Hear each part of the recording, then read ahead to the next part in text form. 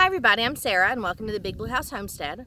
Today I'm going to teach you a little bit of a trick when it comes to your tomato plants. See, the other day I did a video on pruning tomatoes and I actually forgot about this one up front. This is my ox heart tomato. When I went to plant out all my tomatoes I was planting this year, what happened was I only had one seed left of this plant. And it was one of my favorite tomatoes last year, so I really want to get more. And I isolated it completely from my garden so that there would be no chance of any cross-pollinations, so I didn't have to put the blooms in bags and protect those. I could basically just grow this tomato like a regular tomato and not worry about all the fuss of, you know, keeping it separate from everything else. Well, reality is when I forgot about it, it's actually grown pretty big. If you can see right here, this foliage that's grown up, these are actually suckers. And this is the stuff I usually prune off. There's another sucker right here. The suckers actually grow in between what I call the crease or the angle of the two branches. So your main branch comes out here, your main stalk's here, and then you have a sucker. Well, easy thing about those suckers is if you let them get big enough, grab yourself a jar of water.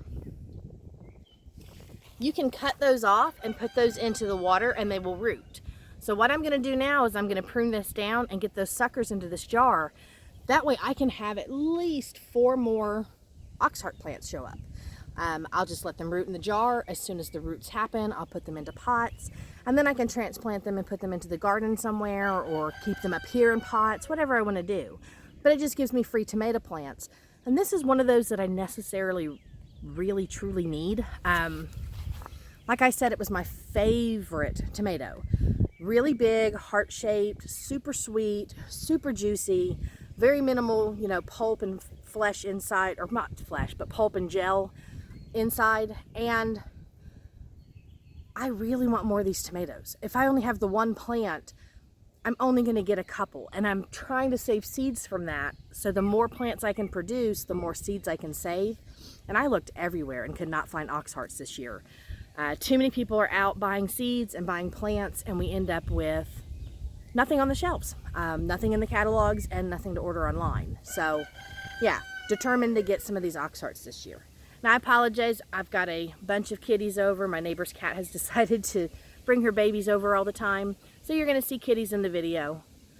But they're cute, and everybody likes cute kitties. So let's go ahead and get to pruning this, and that way we can get this tomato plant tied up in shape and get some more started.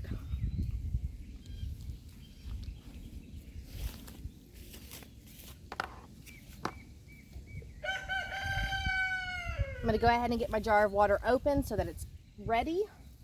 And what I'm going to come through and do is I'm going to clip off these big suckers, and I'm going to take them down to a single stem. Remove all those extra leaves, and this goes directly into my jar. And it doesn't matter what size they are, they're all going to work out the same. And again, like I said, this one right here is a sucker, so I've usually removed those anyway. Don't need to remove any other leaves, but I'm going to throw that into the jar too.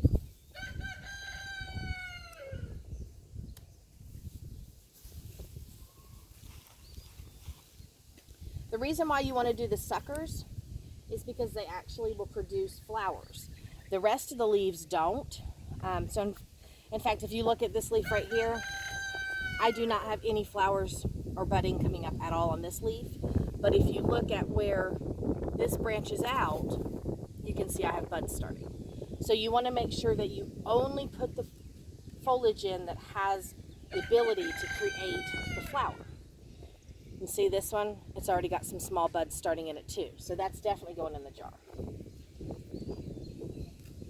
Now, if you're new to tomatoes, you'll learn all this stuff as you go, just like I did. I was never an expert at tomatoes. It was just something that I've, over the years, done some research on and learned. And see, that's a small sucker. But yeah, just pruning your tomatoes down, trying to train them the best as possible, and removing any of this stuff off the bottom prevents all the disease from hitting them. And then I can single stem this up as best as possible, and you can see the difference already. And that's a lot of foliage to take off. But that's what we're going to do. We're going to tie this guy up. I've already got all of these in water. I don't need to do anything now except wait. It takes probably 3 to 5 days to actually get your root systems in. So it's a very quick process. And as soon as the roots come in, I can just plant them immediately and then go from there. And what I'll have is new tomato plants. So I'm using my tie tape, and I'm just going to tie this up to this stake so it's nice and off the ground. All right, so this tomato's pruned. I now have 1, 2, 3, 4, 5. I actually got 5 nice suckers off that plant, so it's going to give me 5 new plants. So, successful day. I mean, if you're going to prune your tomato plants and you want to clone them this way, it works perfectly. If you're looking for other alternatives, plant more seeds, I guess, because that's like the only other way you get more tomatoes is to plant more seeds. But that's free plants. Why not, you know?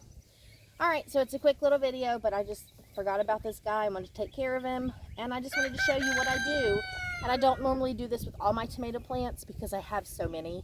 When you plant almost a 200 run of tomatoes in your garden, you really don't need more than a handful of each type or a large amount of one type for canning. And with this being said, I want the seeds and I want to eat these really nice and fresh.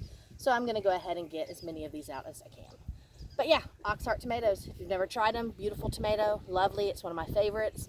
And I recommend you guys giving it a try and try out the cloning. It'll work. Suckers and water, very, very simple. Thank you guys for stopping by, and I will see you in the next one. Bye.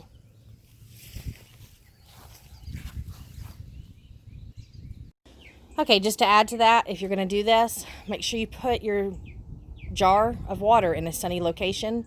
Put them on a windowsill, on the railing of your back porch, on a table outside, whatever you need to do. And I know it's not sunny, we're about to have rain, but I'm just going to keep these guys here, and I'll keep you updated with all the progress.